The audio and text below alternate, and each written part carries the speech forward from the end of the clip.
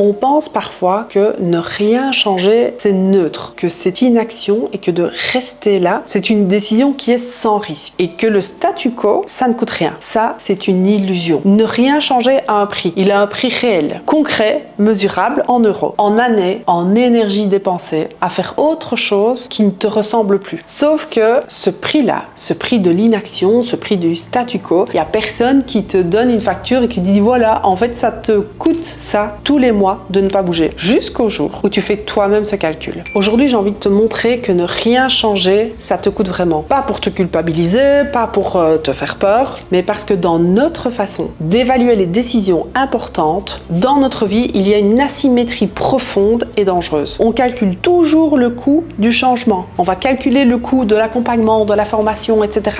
Mais on ne calcule jamais le coût de l'immobilité. On se demande, qu'est-ce que je risque si j'agis, mais on ne se demande jamais qu'est-ce que je risque si je n'agis pas. Et cette asymétrie-là, elle maintient des entrepreneurs brillants, compétents, passionnés dans des situations en fait qui ne leur conviennent absolument plus. Pas parce qu'elles sont lâches ou résignées, mais parce qu'elles ne voient pas clairement ce que leur immobilité leur coûte vraiment. Alors aujourd'hui, j'ai envie qu'on fasse ce petit calcul ensemble, jusqu'au bout et sans détour. Parce que la vraie question à se poser n'est pas est-ce que je peux me permettre de tout changer? La vraie question c'est est-ce que je peux me permettre de ne pas changer?